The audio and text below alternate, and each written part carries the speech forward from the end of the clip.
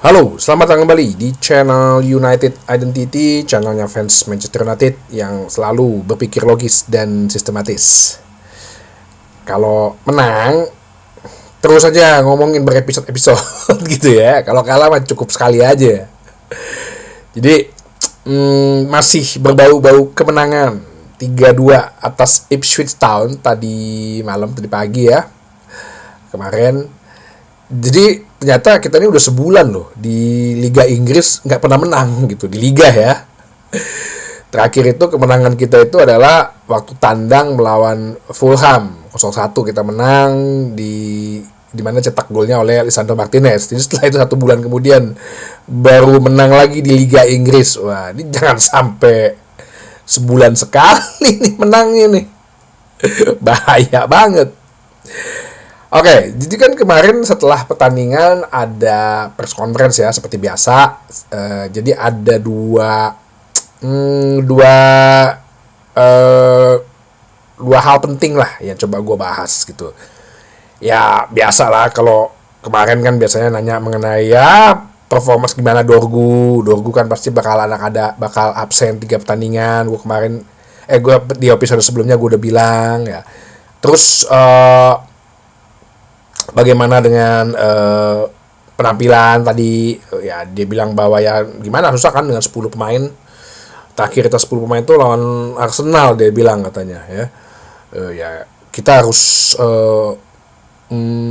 benar-benar defending the box ya, bagaimana mempertahankan khususnya di area kotak penalti gitu ya. Terus apalagi yang mau diimprove ya, masih banyak beberapa hal yang mesti diimprove di setiap lini ya. Diakui sama dia bahwa di babak pertama dia startnya juga sangat-sangat buruk ya, seperti biasa kalau babak pertama.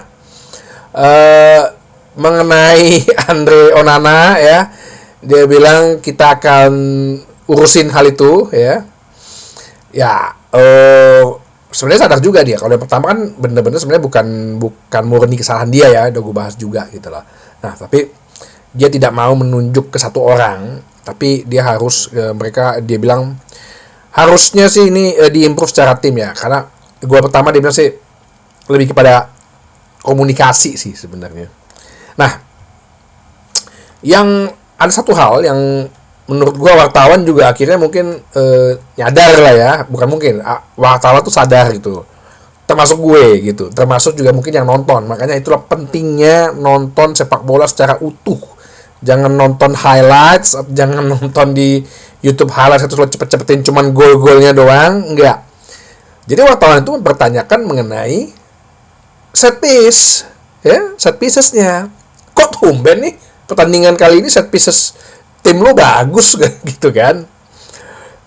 Sampai ditanya apa lo baru menyadari sekarang kalau di Liga Inggris itu set pieces itu sepenting itu gitu loh. Ya dia bilang sih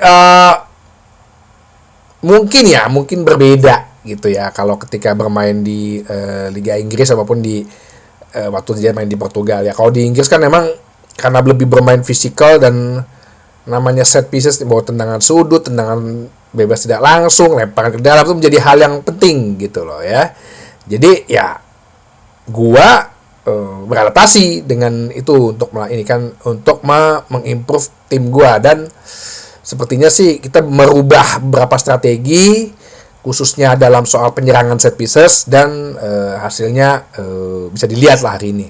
Terus waktu ditanya apa kalau puas gitu dengan apa yang terjadi gitu kan, wartawannya juga enggak gitu kan, sadar gitu loh, kok ini set piece-nya bagus ya, koordinasinya gitu, arah bolanya mau dituju seperti apa.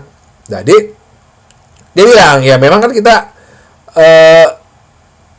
bahwa sering terjadi kebobolan dari set pieces, terus agak sulit juga kita dalam mencetak gol dari set pieces. Nah ini baru dikonfirmasi juga oleh si Ruben Amorim bahwa terjadi pergantian pelatih, balik lagi ke pelatih set pieces dari zaman Ten Hag, yaitu si Andreas Johnson yang sebelumnya dipegang oleh si asisten dia yang dari Sporting, yaitu Carlos Fernandes. Nah mungkin bisa jadi Amorim menyadari juga, ya nggak apa-apa, itu kan manusia make mistake gitu kan, pasti kan yang salah itu kalau dia udah begitu nggak berubah-berubah gitu. Nah, jadi rupanya pelatih set piecesnya balik lagi ke Andreas Johnson. Memang kan lu kalau lihat waktu pas Andreas Johnson, gua kan udah pernah bahas ya profilnya Andreas Johnson ini sendiri. Dia itu pernah menjadi pelatih set piece-nya Brentford ya, sehingga Brentford waktu itu bisa promosi, dan di liga utama juga menjadi salah satu pencetak gol dari set pieces yang bagus. Terus dia pernah di Arsenal juga ya, dia meletakkan dasar-dasar bagaimana melakukan set pieces yang benar sehingga akhirnya diteruskan namanya sekarang. Dan lu lihat sendiri Arsenal yang mau dibilang caranya atau bisanya cuma begitu gitu. Nah,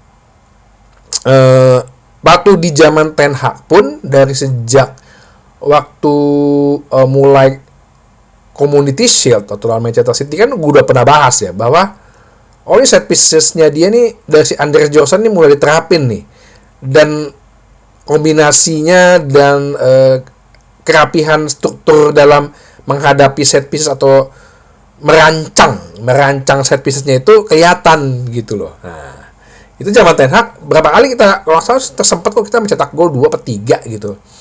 Sebelum masa-masa Ten Hag ini ya dipecat ya di masa-masa itu. Jadi tampaknya kayak dibalikin lagi ke Andreas Johnson dan akhirnya terlihat hasilnya gitu. Ya wajar lah sebenarnya si Carlo Fernandes itu kan lu kan nggak paham gitu Liga Inggris. Si Andreas Johnson ini ya walaupun dia berkebangsaan Swedia, tapi dia kan udah punya pengalaman lama di Liga Inggris gitu, baik di Championship maupun di Premier League. Jadi dia misalnya udah tahu cara ngadepinnya, apalagi ngadepinnya pas lagi nih Ipswich Town nih yang pasti gaya-gaya tim-tim bawah klub Inggris kan kayak gitu, gede-gede badannya, umpan-umpan lambung, terus selalu menggunakan momen-momen set pieces ini untuk mencetak gol. Nah, inilah yang akhirnya dibilang sama si Amorim ya sebenarnya kerja sebagai tim lah. Cuma secara tersirat dia bilang ya ada peralihan pelatih set pieces dari si Carlo Fernandes ke Andreas Johnson. Ya semoga sih ini bisa menjadi keran gol kita ya. Mungkin Amorim juga ini ya mulai mikirnya juga, aduh strikernya begini, bangun serangan juga mungkin musim depan lah kalau udah striker gue yang bagus. Sementara ini gue nyetak gol dari set pieces lah, udah Andreas Johnson udah lo yang bikin deh, lo yang ngurusin deh gimana caranya nih supaya bisa nyetak gol gitu. Semoga sih bisa dipakai terus di ini, karena sayang juga lagian kita punya penyerang sama pemain-pemain yang tinggi-tinggi gitu. Di back aja udah 3 kemarin. Ya, De Ligt, Maguire sama Lenioro yang tinggi-tinggi. Belum lagi 2 si Joshua Zirkzee sama Højlund. Belum lagi Casemiro. Casemiro kan juga bagus kan kalau menghadapi berapa kali kan nyetak gol dalam menghadapi set pieces atau bola-bola mati yang kita lagi menyerang gitu. Jadi harusnya ya dimanfaatkan itu aja, udah bodo amat lah yang penting nyetak gol kan.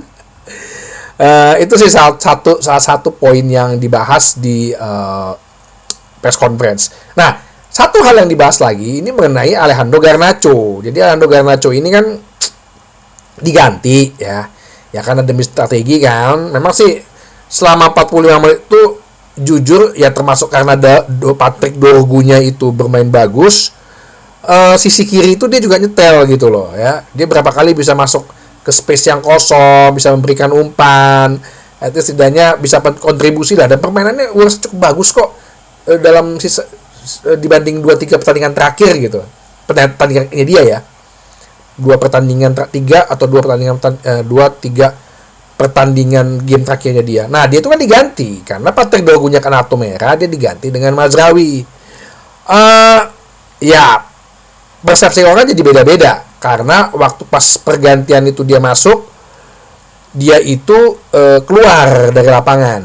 Jadi tanyain oleh wartawan, Ruben bilang sih bajunya basah ya karena ini kan dingin, dia mau ganti baju yang kering. Oke. Tapi kayaknya nggak balik-balik gitu loh.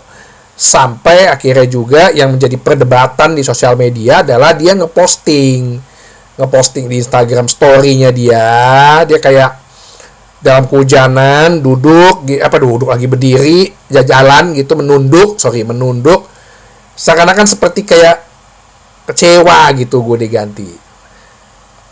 Ini sih gue nggak mau ngambil untuk sesuatu yang negatif ya.